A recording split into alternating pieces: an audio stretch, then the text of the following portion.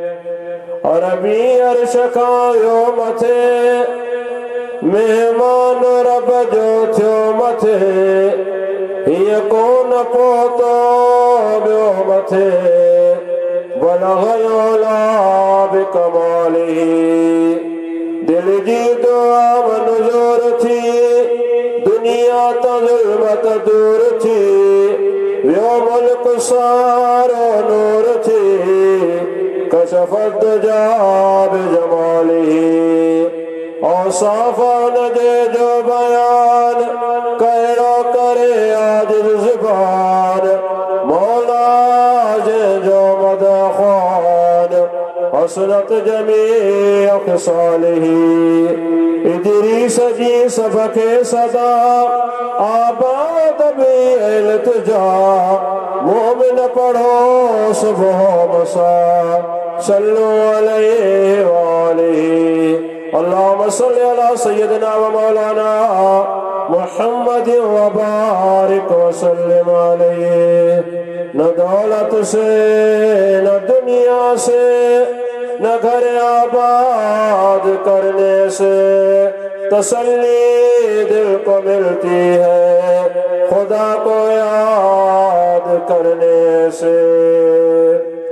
अजीज दोस्तों, मुसलमान भाइयों, प्यारी जमात सबूरी, अस्सलामु अलैकुम व रहमतुल्लाहि व बरकातुहू। अल्लाह सुब्हानहू व तआला जा अणगणिया एहसान अवां भलारन बानन ऐं मूं गुनहगार जे मथां करीम रब मेहरबानी फरमाए तव्हां असांखे जश्न ईद मीलादुन नबी ऐं पीर साईं सूर्य बादशाह कॉन्फ्रेंस में शरीक थियण जो मौक़ो अता फरमायो आहे। दुआ फरमायो त अल्लाह सुब्हानहू व तआला इन महफ़िल खे तव्हां असांजे लाइ दुनिया ऐं आख़िरत में इज़्ज़त जो सबब बणाए ऐं मूं गुनहगार खे हक़ ऐं सच बयान करण जी तौफ़ीक़ अता फरमाए। मुझे भाइरन फ़कीर इमदाद अली, फ़कीर मोहम्मद वारिस ऐं दोस्तन ही सोहणो प्रोग्राम बराए साल सवाब संदन वालिद जे कयो आहे। तव्हां असां गॾिजी दुआ घुरूं था त रब करीम मरहूम जा दर्जात बुलंद फरमाए ऐं तमाम मुसलमान जेके ही जहान छॾे विया आहिनि रब करीम उन्हनि खे जन्नतुल फिरदौस में जगह अता फरमाए। चओ आमीन।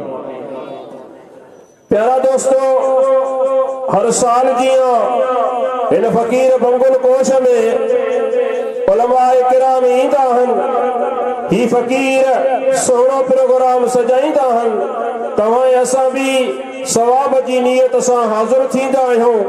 इंशाअल्लाह हिन साल भी तव्हां असां नियत सां ऐं मुहबत सां आया आहियूं। मूंखे उम्मीद आहे त ख़ाली झोलियूं खणी आया आहियूं। इंशाअल्लाह वापसि वेंदासीं त तव्हां असां जूं झोलियूं भरियल हूंदियूं। ज़ोर सां सुभान अल्लाह जो आवाज़ अचे। सुभान अल्लाह में जॾहिं चुस्ती हूंदी त ख़बर पवंदी त ही आशिकाने रसूल जेके आया आहिनि बाहिम्मत आहिनि, मुहब्बत वारा आहिनि, चुस्त आहिनि। जेके मुहब्बत सां ईंदा आहिनि उन्हनि खे अल्लाह सां ई घुराईंदो आहे। घरनि में माण्हू खोड़, ॻोठनि में माण्हू खोड़, बाज़ारनि ऐं शहरनि में माण्हू खोड़, पर रब करीम जंहिंखे महिरबानी फरमाईंदो आहे उन्हनि खे पंहिंजे प्यारनि जी महफ़िल नसीब फरमाईंदो आहे। उहे भागनि वारा हूंदा आहिनि।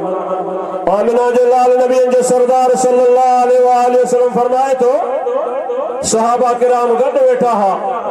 सहाबा किराम खे फरमायो, ऐं सहाबा मूं ख्वाब ॾिठो आहे। छा ॾिठो आहे? ॻाल्हाईंदा हलो थोरो। ख्वाब ॾिठो आहे। पाण फरमायो, ऐं सहाबा मूं ख्वाब ॾिठो आहे, रात मुंहिंजे साम्हूं पुल सिरात हुई। छा हुई? मूं ख्वाब ॾिठो, पुल सिरात हुई। पुल सिरात जे मथां हिकु हमराह मूंखे नज़र आयो जेको पुल सिरात तां गुज़रे पियो, टपण जी कोशिश पियो करे, पर बीही कोन पियो सघे। बीही कोन पियो सघे। आमिना जो लाल नबीअनि जो सरदार फरमाए थो त गोॾनि भर रेढ़ी पियो पाए। बांबड़ा पियो पाए, हली कोन पियो सके, अटकी बीही पियो रहे, बेचारो कोशिश कंदो पियो रहे। तुझो मुझो सोनो नबी आमिना जो लाल नबी जो सरदार फरमाए तो एतरे में जेका दुनिया में मुझे मथा सलवात पढ़ंदो हो उहा सलवात उन सां अची मिली जेको गोडन भर रेढ़ी पियो पाए, बांबड़ा पियो पाए, हली कोन पियो सके, वो गोडन भर वारो उछी बीही घुमण लगो, उछी बीही हलण लगो। मोहब्बत सां सलवात पढ़ंदो कर तुंहिंजो असांजो वेहण ऐं सलवात पढ़ण अजायो कोन्हे।